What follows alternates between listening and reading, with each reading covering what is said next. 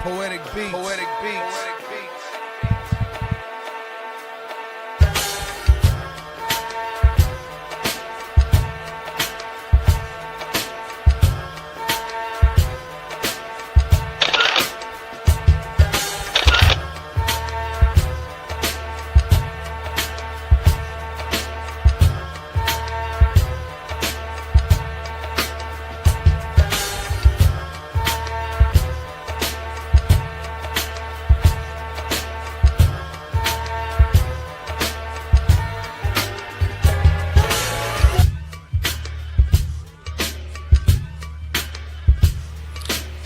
This is First GenXers. Poetic beats. Poetic beats.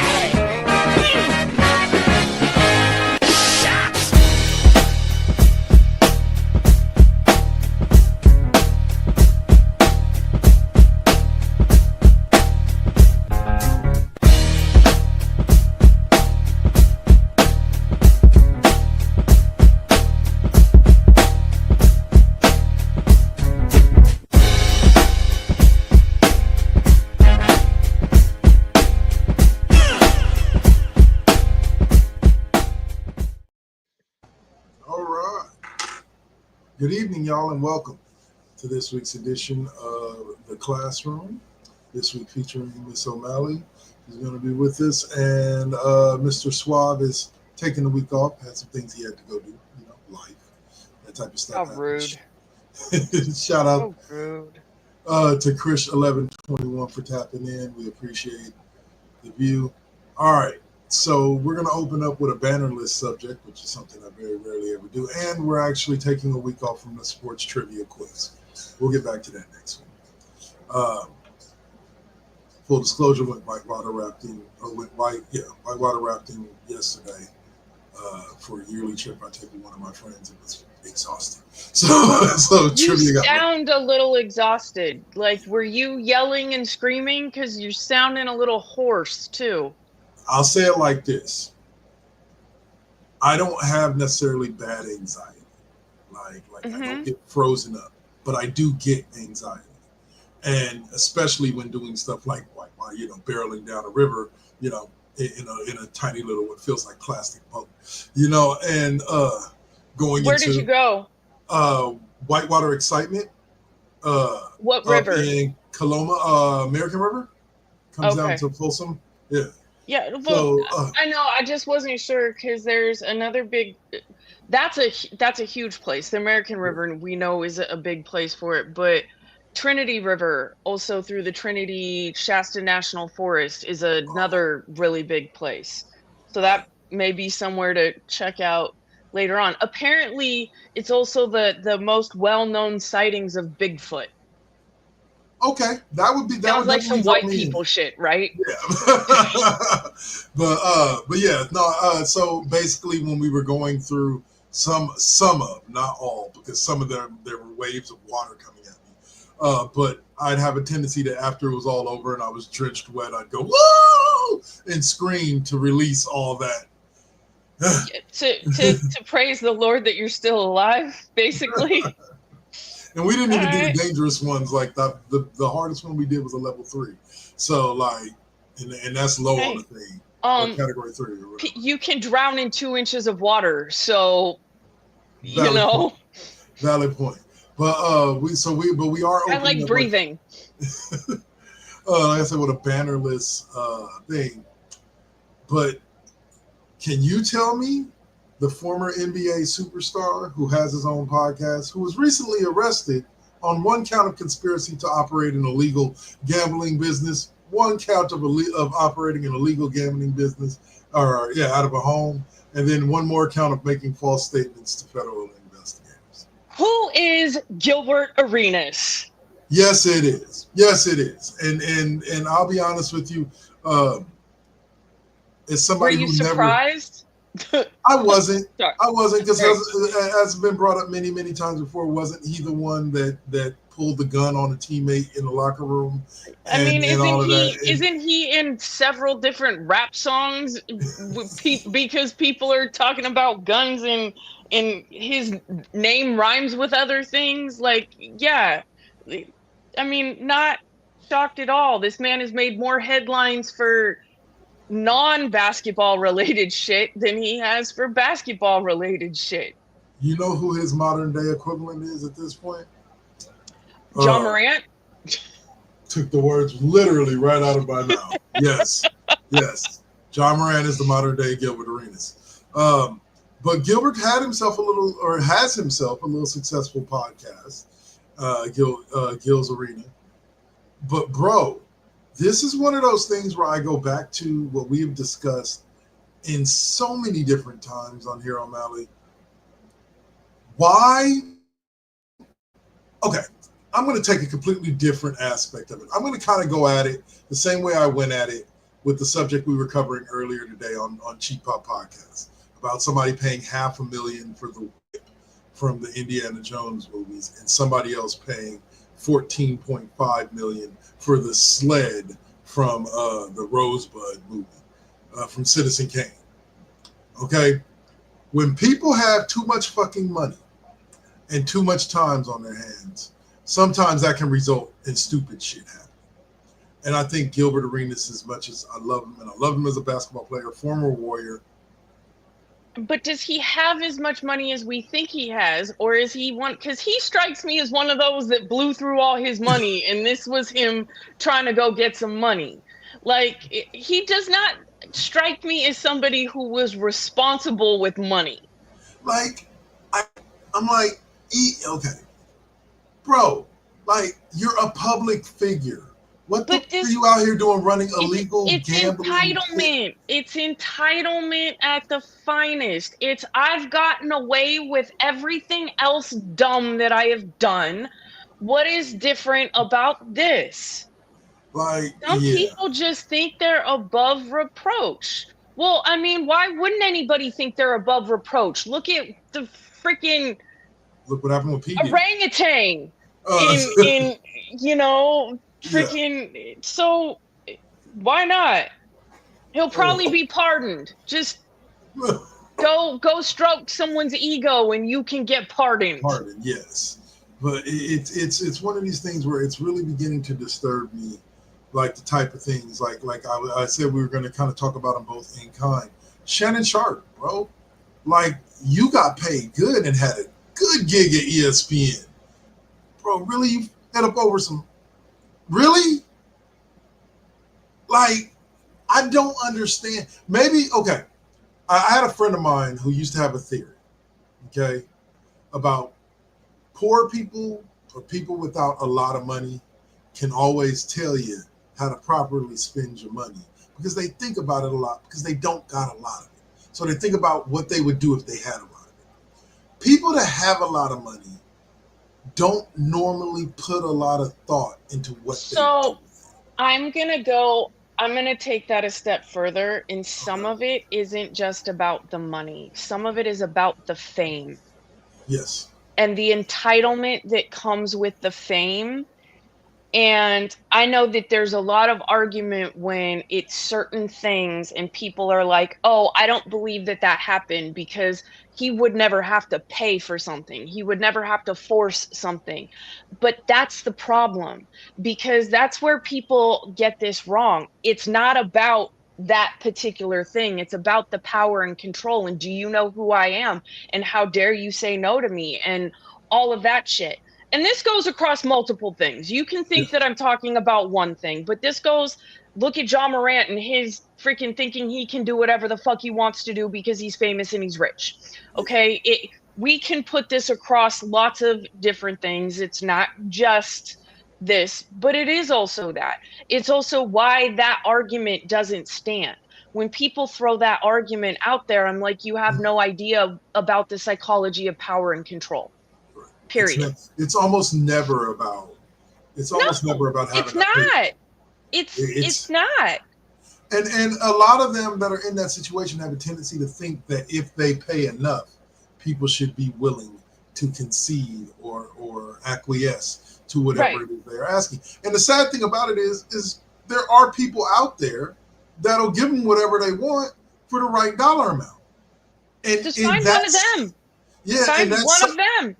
And that cycle feeds into itself because then Yeah. they do find somebody who's willing, and then they begin to think. Then they live in that tunnel for so long that they begin to think that anybody that they offer money to should acquiesce to what they want. Everyone has a price, is what they believe. Yep. And I'm sorry, but part of that is because they know also that internally they have a price. Right. And so if you know you have a price, you're going to assume that everyone else does too. It's funny hearing you say. And not everybody can be bought and paid. I'll say it always reminds me of an old wrestler by the name of Ted DiBiase. That was his tagline. Everybody's got a price for the $1 Million Man. And that's how these billionaires and millionaires live a lot of the time. Is if I throw enough money your way, you'll either go away or you'll give me what I want. Yeah. Yeah. And no matter what happens, I have enough money to make it all go away in the end anyways. Yeah. Exactly. I'm going to pay to assassinate your character. I'm going to pay to get you in heaps of legal issues. I'm going to, run as president and then turn around and go after every single person who tried to hold me accountable. We call all of this this is all narcissism. Yeah. Textbook. And it's not uncommon in celebrity. There is a reason why people seek out celebrity in the first place, because they have those narcissistic tendencies anyways. Not all celebrities, but there is definitely a type. There is definitely a type. But there are those that break the mold, like Keanu Reeves. Don't you know who I am? Yeah. And these two people are two of them. Yeah, 100%. All right, so now let's move into a little bit of fun talk with the more NBA offseason news. It seems that Luka Doncic has signed a 3-year deal extension with the Lakers. It's like $400 million or some shit, isn't it? Yeah. Let's say there it is. All right, 3 years, $165 million is what ESPN is reporting. So it will keep. He could opt out in 2028, which is the last one, and sign a new deal for 35%. 35% of the salary cap, which projects to 5 years, $417 million. In doing so, Doncic will recoup all the money lost when he was traded by the Dallas Mavericks, with whom he had been eligible to sign a 5-year, $315 million Supermax extension this summer. Well, he would have been eligible, but they were never going to do it. So, yeah. I mean, I'll be honest with you. On one side of me, bravo, Luka, go get your money, bro. I'll give it to him right now, though. I've seen he's looking like he has taken the offseason seriously. And his conditioning, though, has no effect on how that man can or can't play defense. Right. Thank you. That's exactly what I was about to say. I still this is why I think the market's like I said. That's why I don't think he's not worth it. If he could play defense, then absolutely he's worth the max contract. Right. But he can't, which is the whole reason why they got rid of him in the first place. It wasn't just his conditioning and him not taking it seriously. Had he been able to play defense, they would have won the championship. Yeah, 100%. With LeBron behind him, or not LeBron, but with Kyrie and all of them behind him, they would have won something.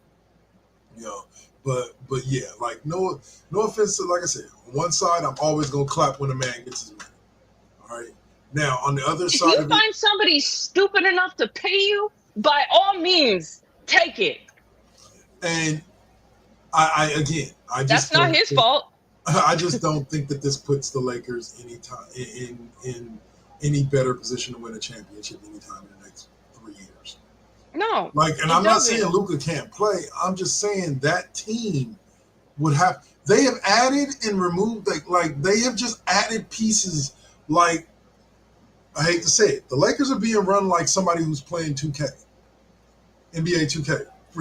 They're just trying to snatch up as many big name or small name or players that they can in the hopes that the combination will equal a championship. Let's just throw everything at the wall and hope something sticks. Exactly. That's exactly what this feels like to me. What happens when you, and I know it's not just on the coach, but I'm sorry, that's what happens when you have a coach that doesn't know what the fuck he's doing. Yeah. And I'm like, and so I watch what's going on over there, and I'm just like, I'm not going to sit here and say that they can't catch a lucky streak in the playoffs and maybe make it to the conference finals, something like that. But I see nothing about the Lakers. I'm saying it right now. I see nothing about the Lakers that says to me that they can beat OKC. Nothing about the Lakers. And those who do believe that the Lakers could drop OKC, it's purely on LeBron power. That they think that LeBron's going to come back and give us one more great year, one last championship run. And, bro, it's not going to happen. Let it go. If it was going to happen. He's more likely to get seriously injured than come back and have another, stellar, take you all the way kind of. This is where you start to see the steam really go out. I'm sorry, it is. And he's going to end up getting seriously injured. And I'm not wishing that on him, but it's what is going to happen because he is playing too many fucking minutes for being 82 years old in basketball years. Yeah. So basically, the way they keep talking about him, like it's so amazing he's doing what he's doing. Like, no offense to LeBron, I get it. Okay, 20 years, you're still putting up like 20, 25 a game in year 22. That's good for you. It's a lot easier to score in the league nowadays than it has been in the past. And on top of that, conditioning and all of that is 10 times better than it was 2 decades ago.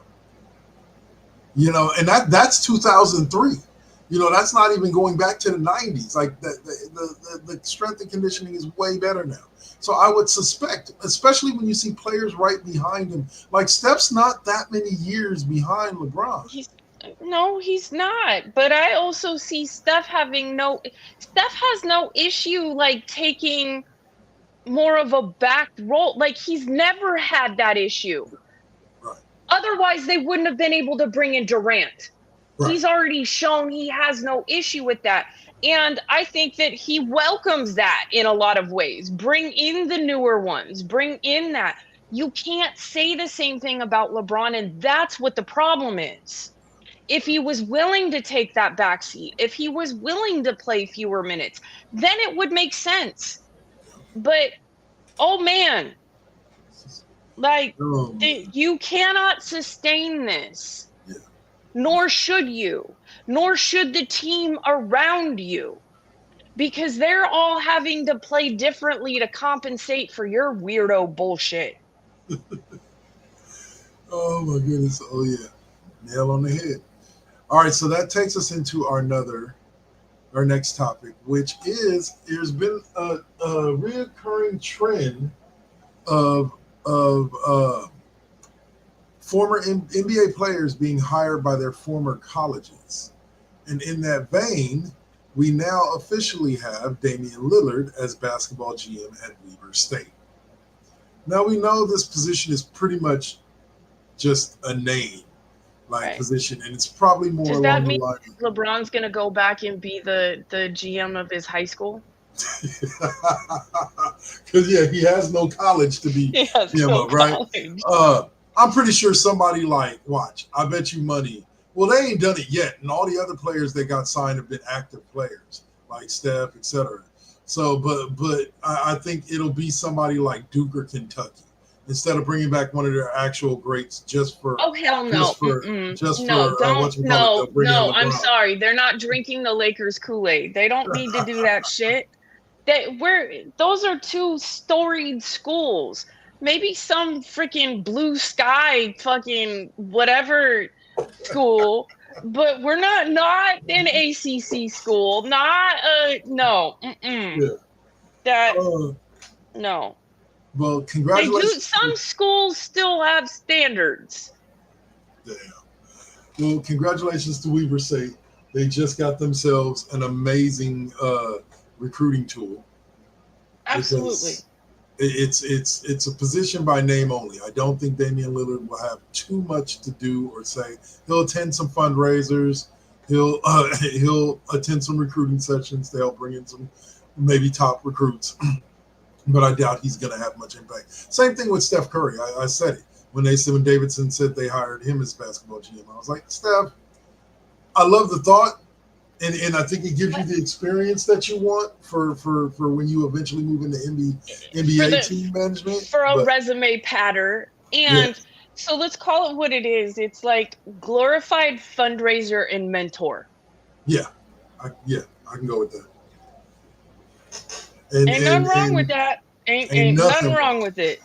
Now, here we're going to get into some interesting talk before we hit our break. So, Kings reportedly tried to include Malik Monk, and the Warriors still said no. So, if I'm Sacramento, like, I get it. You want Kuminga. But if I'm Sacramento, I'm understanding and realizing that I don't think Golden State wants to trade him. It's like how many offers does Golden State have to reject from Sacramento before Sacramento's like, well, you know what? You too.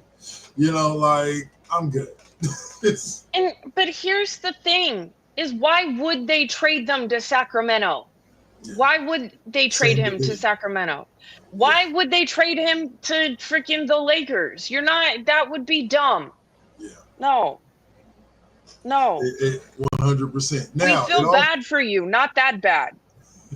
It also leads me to this was kind of like another one of those duo subjects. The Warriors are reportedly shutting down the sign and trade aspects of the discussions out there. So they just don't like what they're getting offered. So they're just going to kind of shut that down. I'm like, well, look, kid, they're gonna put you in a position where you're gonna have one or two choices. You either gonna have to retire for a year, or you're gonna have to sign that one. Yeah. I mean, they offered a 2-year, $45 million. Like what? Here's an opportunity. Just take the opportunity and go out there and after the year that you were coming off of, that you were having prior to Jimmy Butler, even with injury, with other things, like. Well, what another article that I read on NBC Sports Bay Area was talking about the fact that they said Kuminga feels like the Warriors stunted his growth over the past 4 years with lack of play time and refusing to basically adjust the system to his style of basketball. Who the fuck does he think he is? A man who turned down $20+ million a year because he felt like it gave the Warriors because the second year of that 2-year deal extension would have been a team option. Yeah, he felt that they gave the Warriors too much control over his career. I don't know. This is another one, and this is where I hate it for him in some ways. They're gun shy after the pool shit. Yeah. Like they learned their lesson with that. And I'm sorry, but Kuminga has had injuries. Kuminga has had family issues. Kuminga has had other shit going on. I don't know who you think you are that the Warriors in any realm of reality were going to change their style of play for you. Exactly. That's where I'm at. Regardless of whether or not they should change some of their style of play at this point and evolve a little bit, but not because it's to suit Kuminga at all, period. Well, here's the thing about it, bro. When you go to a team, you're supposed to develop your game, or at least this is my impression about NBA draftees and teams is that Adapt. they're supposed to adapt and develop their game at the pro level. And it sounds to me like Kuminga maybe came in, I don't want to say with a big head, but that's the best way I can describe it, with kind of a big head and thought to himself that he was a Steph Curry type level player where the team should be built around him. Or even better yet, that they should adjust, again, like I said, adjust the way they play on the floor to suit his style of play instead of him walking into the situation and going, okay, where can I fit in and help this team? And let's be honest, in general, basketball doesn't work that way. Football might with a quarterback, but basketball doesn't work that way. You need to be plug and play to a degree. And also, especially if you're not one of them you are not a name player. And I'm glad you went there because that's exactly what my thought was. Like with a quarterback in football.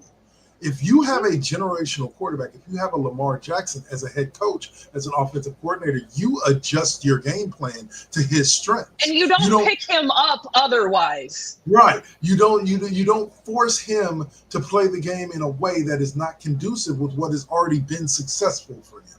You adjust your game plan to utilize his strengths to benefit your team. Now, if you have a player like Ryan Fitzpatrick, you're probably not going to adjust your whole game plan around him because he's willing to adapt to the style of play that you need within the restrictions of what he's physically capable of doing. Right. You know what I'm saying? And it's just like you don't bring on a backup quarterback that you would have to change the whole system for either. Right. 100%. 100%. That don't make no fucking sense. So, all right. So we'll pause right there, Mr. Kuminga, bro. Just sign. I hate to say it like this.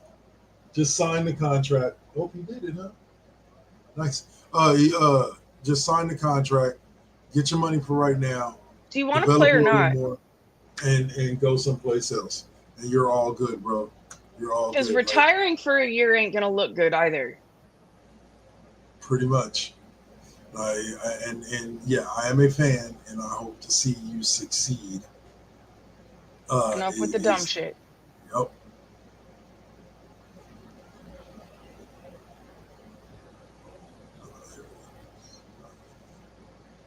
We're going to go to a commercial break here in just a sec. And I hope you guys have enjoyed the show so far. Stay with us. We got more NFL talk. We're going to be talking a little bit about the Cowboys. So that means some shit talking will commence. And we will be discussing the trade request of Terry McLaurin. Not going to happen. We'll talk about that after the break. Y'all enjoy. This has been The Classroom featuring the one and only O'Malley. Peace.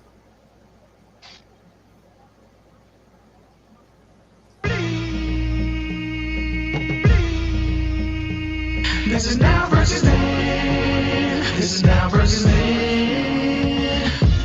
Get on your mark, let's go. This is now versus then. Burning up your radio, still turning up the heat with Poetic on the flow. Got you moving to the beats with the Saint as your host. Shout out the collective, hold it down, we gon' clown, that's the lesson. Where Generation X meets Generation Next, with them bangers from the east to the south to the west. Yeah, this how we do it in Sacktown. Slide to the studio, yup, it goes down. Everybody fall through. These beats gon' pound, waking the game up, told you it goes down. And this is only the intro. Turn the mics on, shout out to my kinfo. Where you at, y'all? Let's get this started. Turn down for what? We about to start the party. Let's go, let's go, let's go, let's go. This is now versus then. This is now versus then.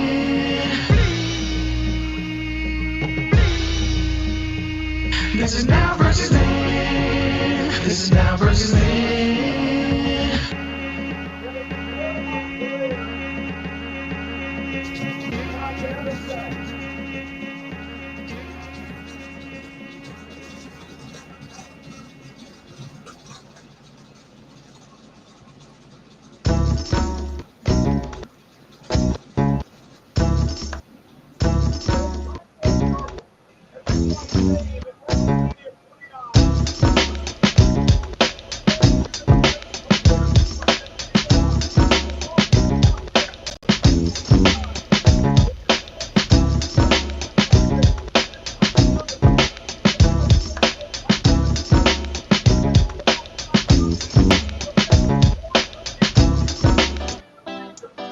got to keep it. Keep it. You got to keep it lovely. You got to keep it. Keep it. You got to keep it lovely. That comes right after the struggle. I ain't even giving up on whatever I wanted. The tragedies I've seen, I can't even stomach. Most of y'all weak as shit and would've started running. Every time I make it back to the crib, I'm thankful the Most High let me see all of it. Grateful I'm lovely, and I'm being real with this. Please don't judge me. I'ma stay on my shit. I'ma keep a grind mode button, push it, make it do something. No balls for me, cause I'm a loose cannon. I get to choose camera, switch it up, look up a new banner. Keep smoking on that banner.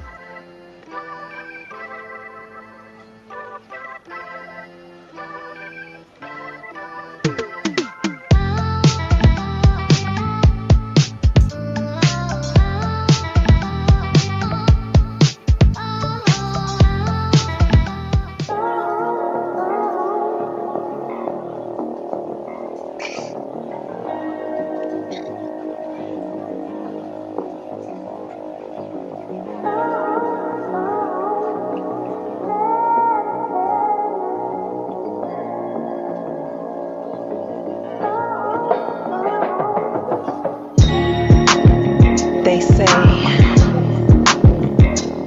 that beauty is in the eye of the beholder. But the definition of beauty Yes, back. Oh! is distorted. Yeah. Come on. Searching for yourself, so insecure about the way you look, so you go to Miami. You can't find the love within yourself.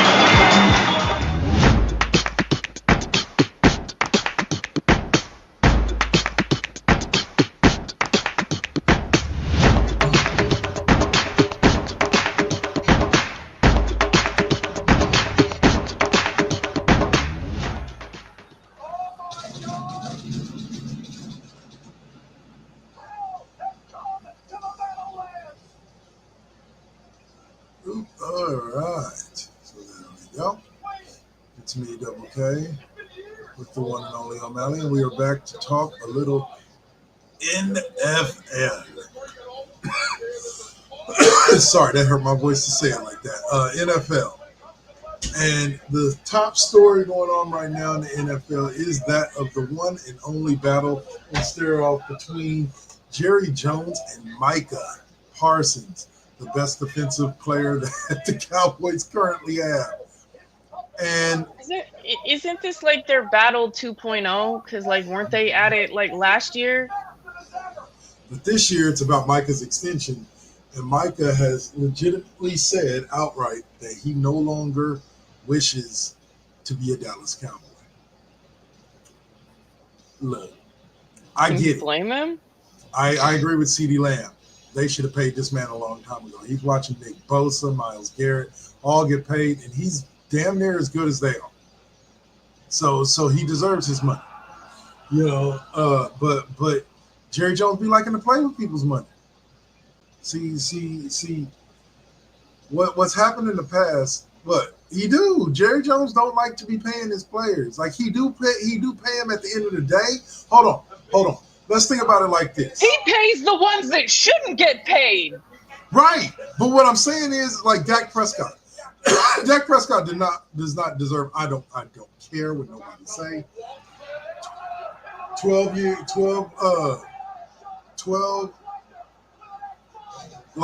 wins a year, be damned. You're not getting $60 million out of me without some deep playoff runs. Yeah, Here. no, that it just sorry, no. Like I'm good. So Micah, so Dak didn't necessarily to me deserve that money, but Dak also didn't deserve Jerry playing with his ass. Like if Jerry didn't feel he was worth $60 million a year, Jerry should have just made him an offer at under $60 million a year and just said, "Look, this is the best I'm offering you, boy." Or, sorry, Jerry shouldn't use that word. It already looks bad enough for him. So, but this is all you're gonna get out of it. And Jerry now assesses, according to the article that I read, that that that the Micah Parsons trade request is just a part of the negotiations. It's just part of the negotiations. It's what happens. Not all the time, Jerry. Not all the time. I've actually matter of fact, I've seen it a few times recently, like once in San Francisco when Debo didn't get the contract he wanted on the re-up and asked to be traded, to which he was given his request, and he's now a Washington Commander. But Jerry, if anything, the Yorks should have shown you pay the fucking ones who have produced for you. Nick Bosa has produced for the San Francisco 49ers. Even though he had a couple of years where he was injured, he, for the most part, has produced when he's been on the field and healthy. Yeah.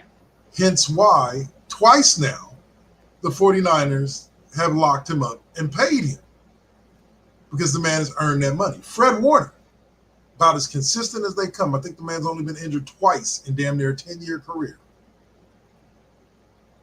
The man produces every year 100-plus tackles, leading the defense. They paid him. They didn't hesitate on it. They didn't wait. They paid the man. And so I don't understand with your best players. I can understand like a guy who was kind of mediocre for you or wasn't really like one of your best players. I can understand that. Like holding out on him, maybe not, maybe not. But I mean, Jerry, Mike, just give him his money. Pay the man, because your defense is all you're going to have. Your offense is going to be trash again this year. So, like, the only thing keeping you in anything is your defense. And the sooner you recognize that, the sooner you will understand exactly how to build a winning team. Because here's the thing about it. I've said it multiple times and I'll say it again. Yes, I'm a 49ers fan. No, I do not hate Jerry Jones. I just know that Jerry Jones has been the one thing holding All lies. It's okay. It's okay to admit that you hate Jerry Jones. I'm not a Niner fan. I'm not a Commanders fan. I'm not an Eagles fan. I can't stand the man because I also partially blame him for the Raiders being in Las Vegas right now. Oh, yeah. So there's that part. So Jerry can fuck all the way off, but I just think bro, you've made your millions, your hundreds of millions. Go sit down. Let your son GM. Hire a fucking GM. Fucking senile old man. Stop, dude. You're to an extent between that and the losing in the playoffs. That's how the Dallas Cowboys have become one of the laughing stocks of the NFL. And people can hate me all they want for saying it. They can say that's bullshit. But the bottom line is, yes, the bottom of the barrel in the NFL is the Cleveland Browns. But the Dallas Cowboys ain't too far ahead of that. The star don't mean what it did in the 80s and 90s, y'all. It just don't. And so, man, this team, yeah. I'll leave it there. We'll move to an NFC West or NFC East rival of the Dallas Cowboys. And as you heard O'Malley's opinion before the break, Dan Quinn refers to Terry McLaurin's trade request as normal business and not a distraction. Okay.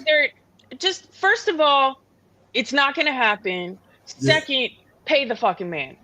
Okay? Because this man has been solid since when y'all were trash, straight trash. Okay? And he's a proven success on your team. You do not want to let what you know go for what you don't. Yep. Just pay the man. Make it work. He's earned it. Jaden Daniels freaking deserves it. Just pay the man. Make a deal. Make it so that there's some cushion after 2 years because of his age. Because I know that's the big concern right now because he's 30 years old. He's not playing like a 30-year-old. No, nowhere near. Okay, and if LeBron can go make all that money being 82 years old in basketball years, come on, just pay him. And I come from the angle of this as an owner. First and foremost, they're now owned by like Magic Johnson and the same kind of, I believe, the same conglomerate that owns the Dodgers, or is it a different group? It's Josh. What's his fucking face? Okay. But yeah, that's his technical last name, folks. What the fuck is face? Huh? I should know this, being that that is my husband's team, but. And I get what they're not wanting to get themselves back in a financial hole after they've gotten themselves to a really good place financially. Yeah. But just pay him and do it before anybody's feelings get too hurt to the point of somebody's got a chip on their shoulder coming back into this season. Yeah. Like, just pay him, please. And here's the thing about it. Like I said, as the owner, the owners are owners that are willing to spend money. Again, aka look at the Dodgers. This is some of the people that own them, and look at how they're willing to spend money. So this is a team a place that should be willing to spend money. Is the first point that I made. And second of all, an offense with McLaurin, Debo, and Jaden Daniels is much better than one with just Debo and Jaden Daniels. Here's the other thing, right? Look at it this way. Who else is out there right now that would even come into the realm of what he has produced for your team right now? No one. And also, I feel like he does have the upper hand a little bit here in that aspect, at least. And here's what's funny. And your fans are going to be pissed as fuck if you let him go. Let's just also get that out the way. I have to say this. Me and Swab laughed about this. Like, this is something that will never happen, as we spoke of earlier. But I was like, that'll be funny. Is if the 49ers came at Washington like, yo, we traded you Debo, and we kind of in need of a wide receiver. So, like, we'll pay you, boy. So then the trade ends up being Debo and a pick for McLaurin and a pick. I like that as a 49ers fan. That's what's not going to happen. I know, but I just think it would be funny if it did. I don't think they're going to trade him either. But, I'm sure that Dan Quinn had some nostalgia and some feelings for Shanahan, but not that much. Okay, nope. It just doesn't make any sense with the way that, like, don't make these drastic changes in these areas. You should be adding little pieces, not taking huge ones away. And that man, regardless of his age, has given this team his best years, and he should be compensated. Was he drafted by them? I do believe so. Yeah. Hold on, let me check. His entire career to them, so. And the kid's good. The guy's good. He's impactful on offense. And he just got you finally after all the years. Yes. After he was drafted in 2019. Okay. So that man has given you the best of his years. Like, pay him. 100%. Fuck you, pay him. Now, I've been hearing this statement used that short kings are in demand these days. And the 49ers went out and got themselves two supposed short kings in cornerback Upton Stout and linebacker Nick Martin, who are both kind of below the average height. I want to say Upton's 5'9", but he's a slot corner. Not like you normally don't have corners at that size. But corners are receivers. Maybe a running back is short and stout like a little fucking teapot, but. That is not. I'm sorry, but that's not a position I want a short person in. Evidently, in training camp and so on and so forth, in the mini camp, they've been killing it and playing what was referred to as way bigger than their size. Wow, in camp. We'll see if that translates. we'll see if that translates. You never know. All right. Like, okay, freaking the Chargers beat freaking Detroit in preseason, and it's like, Beat 'em wow, like they they won the supposed the Turkey Bowl. Come Hey, on, man. folks. I'm sorry though. I'm sorry. There is one negative to take away from that from Detroit, bro. Your starters were getting iced by Trey Lance in the first quarter. Like, this nigga done failed every pardon my language, pardon me saying that about him, but this man then failed at every stop he's been at. So he failed in Dallas through 5 picks in one game. Failed in San Francisco through a couple of picks in his first couple of starts. Like, a few picks in his first couple of starts. Like, he's a late bloomer. Give him a break. He's a late bloomer, okay? And Harbaugh had that man out there looking like Alex Smith with wheels. So I'm just saying. Well, I mean, if anybody can turn him into anything, it'd be Harbaugh. That is true. But we all know Harbaugh came there for Justin Herbert, so that's his. Well, okay, but you know, it's good to have a, you know, somewhat decent of a backup, just in case. Yeah. So it's the same reason why the 49ers went out and got Mac Jones. Isn't that ironic? Don't you think? That Mac Jones was one of the other 2 quarterbacks that were suspected to be drafted by the 49ers that year that they took Trey Lance. And here we sit 5 years later, and Mac Jones is the backup quarterback for the San Francisco 49ers.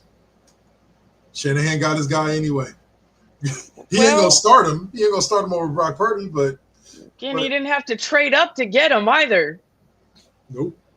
He didn't have to fuck his prospects for the next couple of years for him. So. Oh man, go figure. Now, also, here's an interesting story. I figured you might even find interesting about Ricky Pearsall. He's been asked several times about whether or not he would be open to meeting the guy, basically the guy who they suspect. We call this restorative justice, folks. For those who don't really understand why this would be happening, we call this restorative justice. And these programs actually work, and they're great programs. And I like the fact that he is open to meeting with him. Because the point of restorative justice is that word restorative. Because the way our justice system works right now, no one is restored. No one is returned to as close to normal as possible. This tries to close that gap and heal people and come together. And for those who take part in this type of program, they've done a lot of work to get to that point. And that says a lot about him as a human being, and I really appreciate that, because we live in a day and age where everybody is out for blood and they want an eye for an eye, and not recognizing that there's a lot of shit going on with a lot of people, and society's been fucked for a long time. This isn't something, right? You know, this right. is because that's the thing, is people want to use the Bible to justify all of their stuff, and eye for an eye, but doesn't the New Testament talk more about forgiveness than retribution? I was gonna say, I believe the full quote is an eye for an eye can leave the whole world. That's a different quote. Yeah. That's a quote that I think Gandhi said. Yeah. Gandhi or Buddha, one of them said. But yes, because that's Old Testament shit too, and that's where people aren't, and not trying to get religious and biblical. I just hate when people weaponize religion, and they want to go off of one portion because it serves them, but then they forget a whole other part, which is like forgiveness. Right. And there is something healing about that as well. I have argued back and forth with people about the concept of forgiveness, because I'm one that I truly believe that there are times in which forgiveness is necessary, not only for you, but less for the person that you're forgiving, and more. that has nothing. Forgiveness isn't really for the other person. It's for yourself, so that you can actually heal and move on, and not hold that hatred in your heart, because that doesn't it doesn't do anything for you but poison you. And I talk from a personal experience that I had with a friend of mine where a specific incident happened. And after it happened, I found myself I still spent time with both people involved in the scenario. And I found myself so angry and bitter because of what had happened that literally I woke up one morning. And I tell the story a lot just so people understand that, like, that was never me. But I literally woke up one morning angry. Like, I woke up just pissed off at the world. Mm-hmm. And I realized that it all tied back to that anger that I was still holding for what had happened with those two people. Well, the other person's probably just living life and not even bothered. Ain't affecting them at all.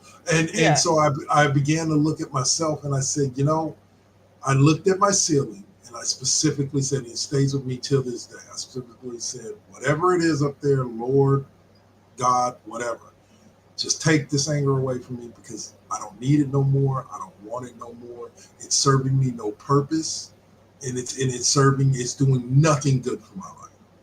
And I kind of took a deep breath and smoked some weed, went back to sleep, and relaxed, and woke up and felt like a weight was lifted off my shoulders. I didn't wake up angry. I didn't wake up upset. I spent time around those people again and didn't find myself like wanting to punch them, wanting to yell at them, wanting to scream. Just, it was gone.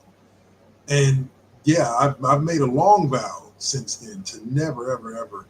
And so to see him say, like, look, man, like, and here's the other thing. The shooting wasn't personal.